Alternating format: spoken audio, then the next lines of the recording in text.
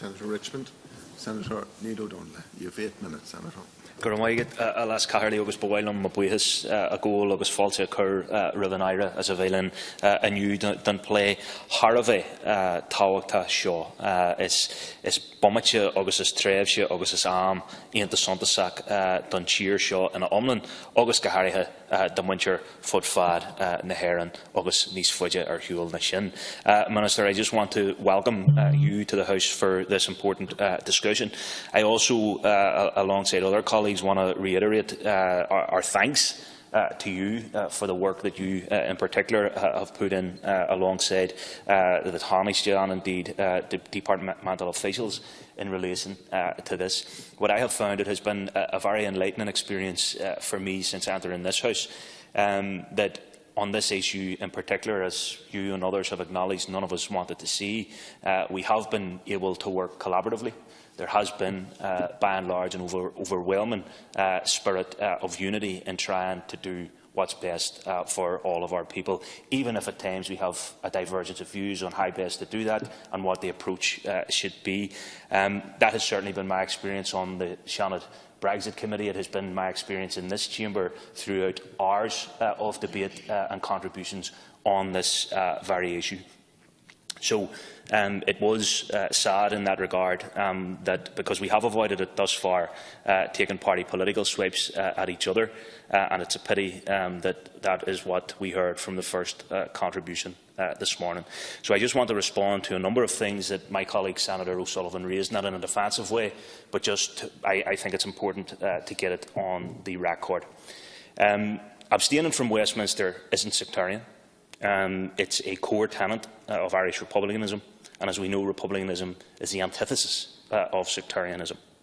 The last Westminster vote that happened in the North happened post the Brexit referendum, and Sinn Féin received the largest mandate we have received in a Westminster election since the partition of Ireland. So people are very clear in terms of what they expect and what they want their political leadership to do. The people in the North who vote for Sinn Féin, and probably an increasing number now, not least from within the business class, don't see Westminster as the solution, but they very much see it as part of the problem. So they want the Government of Ireland, they want parties and parliaments at a European level to stand in defence of their rights and their aspirations for the future. In relation to the institutions in the North, we all want to see the institutions back up and running, and we all know the reasons why they're down. So we don't need to get in. I don't need to get into a prolonged contribution as to why. But even if we did have the institutions back up and running, the Minister will know this, other colleagues will know it. The executive parties, when it was functioning, didn't have a seat at Theresa May's negotiating table in relation to Brexit. If the executive was back up and running, you would have two parties, I assume, at the lead of that executive, who would have polar opposite views in relation to Brexit and the welfare of our people. And you can see that even manifesting itself outside of the institutions. The DUP have put themselves in direct opposition to a whole raft of our society, whether from within community and civic life, political life and business life. So if we see the return of the institutions as some kind of panacea or silver bullet to resolve Brexit, or if we see 7 Sinn Féin MPs being able to somehow go into Westminster on a white horse and save the day as some kind of silver bullet or panacea, then we are unfortunately living in cloud cuckoo land, because that simply is not the case. Minister, the draft agreement, as I think we have all conceded, is the absolute bare minimum that we need to protect people, not least in the North. And as I have said, we have worked constructively with the Government through the Stakeholder Forum and at any number of committee levels as well. And from our perspective, Sinn Féin was quite clear that what was needed was a special or unique arrangement for the North in order to ensure that the Good Friday Agreement was protected in all of its parts, that there was no hardening of the border on the island of Ireland, and that the rights of Irish and EU citizens were fully protected. We also argued for the need for frictionless movements of goods through Britain from Ireland on their way to the rest of the EU. And while we feel there are some outstanding issues, the draft agreement does provide some assurance for the citizens of the North, as well as the business community as well. I want to turn, Minister, now at this stage to the immediate issues raised by the draft protocol. And it's a concern, it's of deep concern that there is no explicit reference to the European Court of Human Rights. It is also a concern that the rights of Irish and EU citizens in the North to vote in EU elections is not dealt with at all. So I would call on Seanad colleagues, and indeed you, Minister, to continue to work collaboratively to ensure that the people of the North will have permanent access to the European Court of Human Rights and the European Court of Justice where they reside in the North. That the people in the North will have continued access to both third-level education and the EU health insurance card as EU citizens. That, as we have said, there is no hardening of the border.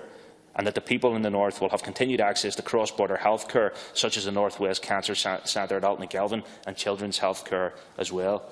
That there are safeguards for EEA migrant workers in the North, and that we work towards a more reformed and more democratic European Union together. And that we ensure we work in order to ensure the rights of all citizens in the North are protected and vindicated in line with the December 2017 joint report between the British and the EU. As I have said, Minister, in relation to today's political declaration, again I would contest that it does not go far enough, particularly in terms of rights. There is very little mention, and what is, it's aspirational rather than practical. So we need to be careful in that regard. We need to keep our eye on the British Government in relation to their aspirations, because they have shown previously, not least given our own experience in the North, of how they act when it comes to implementing actual successive agreements. So unfortunately, much of this, or maybe not unfortunately, Minister, but as a matter of concern, a lot of this is aspirational by design. It's things that are agreed in principle and not legally binding. So, to conclude, because again, I don't want to diverge opinion in this House, we have worked very positively, and I have touched on many of the issues that I wanted to cover. But the declaration potentially opens the door to future participation in EU programmes, such as Erasmus, but it mentions also a potential financial contribution in order to do so. Maybe, Minister, that's something that the Irish Government, in line with the pledge that people wouldn't be left behind, could contribute to or assist with moving forward. There is also an agreement in the protocol to deliver a future Peace Plus funding programme, and obviously the Irish Government has to ensure that that is delivered, not least as part of its responsibilities as co-guarantor of the Good Friday Agreement. So, Alas Caherlach, I continue to wish the Minister and our colleagues well. This is a big weekend for Ireland. This is a big period we're now in. And I said to the Taoiseach when he was in here last week, it's got to the stage now where I am coming in here and speaking less as a Seanador and more as a citizen, because we are all living Brexit, some of us more acutely and sharply than others. But I think it is in that spirit, it is in that instance, as citizens, as Irish and EU citizens, and we all remember when Guy Verhofstadt visited the joint sit, and he told us that there would be no way that our rights as Irish and therefore EU citizens would be diminished or reduced in any fashion. That's the way we have approached this issue in this House, and indeed in the other, and that's the way we continue. That's the way we need to continue to approach this matter in the coming weeks and months.